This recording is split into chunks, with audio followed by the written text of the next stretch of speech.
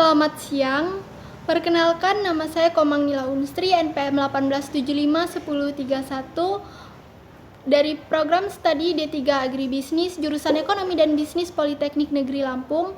Saya perwakilan dari kelompok 1 akan mempresentasikan tentang pembiayaan syariah pada sektor pertanian dari studi kasus efektivitas penyaluran pembiayaan syariah pada sektor pertanian, studi kasus pada BMT Beringharjo Cabang Nganjuk periode 2013 sampai dengan 2015. Yang pertama, menganalisis jenis-jenis pembiayaan syariah sektor pertanian.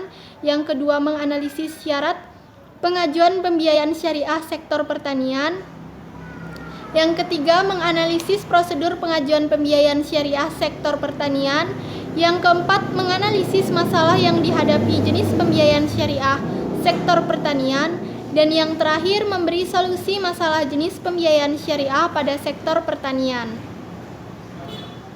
Untuk jenis-jenis dan syarat pembiayaan sektor pertanian, yang pertama ada pembiayaan murabahah, salam, musyarakah, mudarabah, ijarah, dan yang terakhir adalah istisna. Pembiayaan murabahah adalah transaksi jual beli di mana bank menyebut jumlah keuntungannya. Syaratnya, yang pertama, jual beli murabahah harus dilakukan atas barang yang telah dimiliki atau hak kepemilikan telah berada di tangan si penjual. Yang kedua, adanya kejelasan informasi mengenai besarnya modal dan biaya-biaya lain. Yang ketiga, adanya informasi yang jelas tentang keuntungan. Dan yang terakhir, dalam sistem murabahah, penjual boleh menetapkan syarat pada pemilik atau pembeli untuk menjamin kerusakan yang tidak tampak pada barang. Pembiayaan salam adalah transaksi jual beli di mana barang yang diperjualbelikan belum ada. Untuk syaratnya, yang pertama, uangnya dibayar di tempat akad, berarti pembayaran dilakukan terlebih dahulu.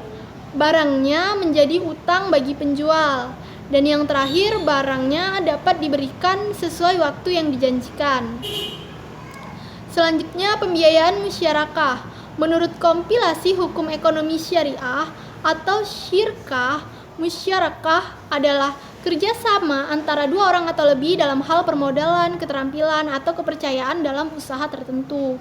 Untuk syarat menurut kesepakatan ulama, yang pertama, semua modal ditentukan untuk dijadikan modal proyek musyarakah dan dikelola bersama-sama.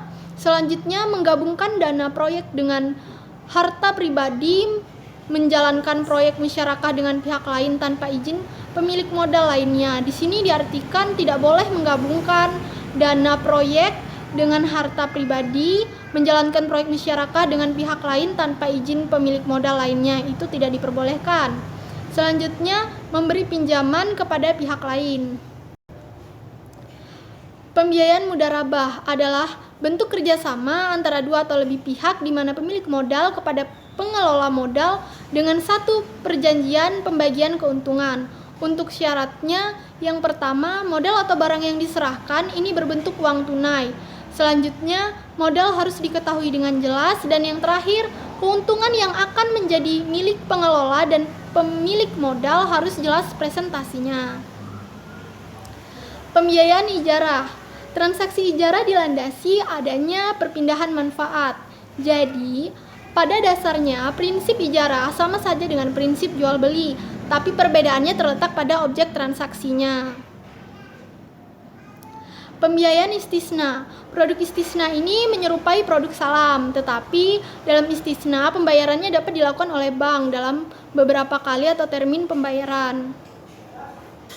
Adapun syarat istisna menurut pasal 104 sampai pasal 108 kompilasi hukum ekonomi syariah, yaitu dalam bais istisna, identifikasi dan deskripsi barang yang dijual harus sesuai permintaan pemesanan. Selanjutnya, pembayaran dalam bais istisna dilakukan pada waktu dan tempat yang disepakati. Untuk prosedur pembiayaan pertanian pada sektor pertanian atau prosedur pembiayaan syariah pada sektor pertanian, yaitu pihak BMT Beringharjo mendatangi langsung para petani baik itu di sawah maupun di rumah. Dapat pula dilakukan dengan mendatangi langsung kantor BMT Beringharjo dengan membawa persyaratan yang telah ditentukan. Selanjutnya, akad yang digunakan pada penyaluran pembiayaan pertanian ini adalah musyarakah dengan nisbah tergantung besarnya dana pembiayaan yang dipinjam oleh para petani. Dan yang terakhir, pada pembiayaan pertanian ini sistemnya adalah jatuh tempo, di mana pada petani di Kota Nganjuk ini yang merupakan mayoritas petani bawang merah yang menerima hasil panen yaitu 3 bulan atau 90 hari. Kemudian selama 3 bulan itu petani membayar bagi hasil kepada BMT, dan setelah jatuh tempo 3 bulan, petani wajib melunasi pembiayaan yang diberikan oleh BMT. Masalah yang dihadapi jenis pembiayaan syariah sektor pertanian ini yaitu adanya gagal panen, yang terkadang penyebab gagal panen yang dialami oleh petani bisa dari serangan hama atau harga yang anjlok. Sehingga pada kasus seperti ini, petani sulit untuk mengembalikan dana yang dipinjamkan oleh BMT Beringharjo Cabang Nganjuk. Selanjutnya, memberi solusi masalah jenis pembiayaan syariah pada sektor pertanian. BMT Beringharjo Cabang Nganjuk perlu menelisik lebih dalam lagi pada bagian pembiayaan di sektor pertaniannya, mengerahkan seluruh cara dan tenaga agar kedepannya hasil penyaluran pembiayaan syariah pada sektor pertanian ini dapat mencapai batas efektif bahkan lebih. Kesimpulan dari presentasi saya, jenis pembiayaan adalah pembiayaan murabah, istisna, salam, musyarakah, mudarabah, dan pembiayaan ijarah. Ini merupakan jenis pembiayaan syariah pada sektor pertanian. Syarat pada pembiayaan murabah yaitu jual beli murabah harus dilakukan atas barang yang telah dimiliki atau hak kepemilikan telah berada di tangan si penjual. Untuk prosedur pembiayaan pada sektor pertanian yaitu dengan cara pihak BMT Beringharjo mendatangi langsung para petani baik itu di sawah maupun di rumah. Masalah yang merupakan tantangan yang dihadapi oleh BMT Beringharjo Cabang Nganjuk yaitu adanya gagal panen, sehingga solusinya BMT Beringharjo Cabang Nganjuk perlu menelisik lebih dalam lagi pada bagian pembiayaan sektor pertanian agar dapat mencapai batas efektif atau bahkan lebih. Baik, di sini merupakan sumber-sumber yang saya cantumkan dari presentasi yang telah saya sampaikan. Sekian presentasi dari saya. Apabila ada ucapan dan tutur kata saya yang kurang berkenan, saya mohon maaf, dan kepada Tuhan saya mohon ampun. Saya ucapkan terima kasih dan selamat siang.